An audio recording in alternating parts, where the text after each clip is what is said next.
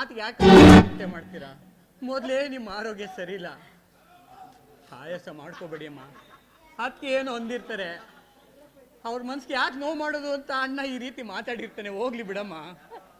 ಅಮ್ಮ, ಈ ಕೋತಿ ಮಾತು ಕೇಳಿ ನೀನು ಮನ್ಸಿಗೆ ಇನ್ನಷ್ಟು ನೋವು ಮಾಡ್ಕೋಬೇಡಮ್ಮ. ಹಾಗೇನು ಇಲ್ಲಮ್ಮ.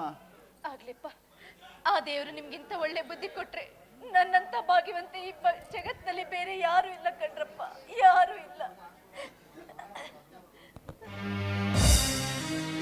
ಅಣ್ಣ ತಮ್ಮಂದಿರು ಯಾವತ್ತೂ ಹೀಗೆ ಒಟ್ಟಾಗಿರ್ಬೇಕು ಅನ್ನೋದೇ ನನ್ನ ಆಸೆ ಕಣ್ರು. ಆಯ್ತಮ್ಮ, ನಿಮ್ಮ ಆಸೆ ಎಂದಿಗೂ ನಿರಾಸೆ ಮಾಡೋದಿಲ್ಲ ಅಮ್ಮ, ನಾವು ಮಾಡೋದಿಲ್ಲ.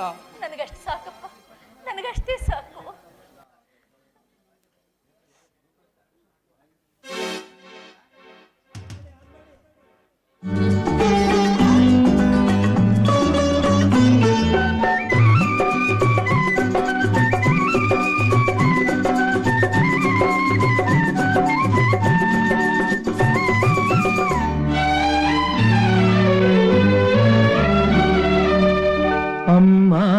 ನೀನು ನಮಗಾಗಿ ಸಾವಿರ ವರುಷ ಸುಖವಾಗಿ ಬಾಳಲೇಬೇಕು ಈ ಮನೆ ಬೆಳಕಾಗಿ.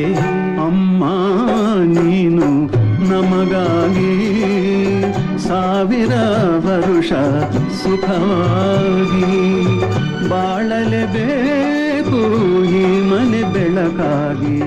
ಅಮ್ಮ ನೀನು ನಮಗಾಗಿ ಸಾವಿರ ವರುಷ ಸುಖವಾಗಿ.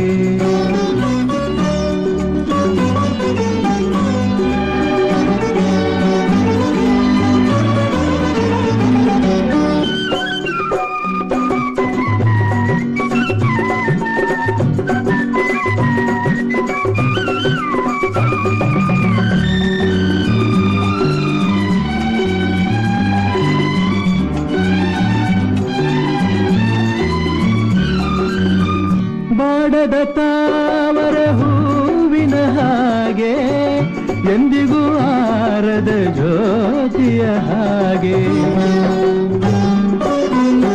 ಗೋಪುರವೇರಿದ ಕಲಶದ ಹಾಗೆ ಆ ಧ್ರುವ ತಾರೆಗೆ ನಾಚುವ ಹಾಗೆ ಜೊತೆಯಲ್ಲಿ ಎಂದೆಂದು ನೀನಿರಬೇಕು. ಬೇರೆ ಏನು ಬೇಡವು ಸಾಕು. ಅಮ್ಮ ನೀನು ನಮಗಾಗಿ ಸಾವಿರ ವರುಷ ಸುಖವಾಗಿ.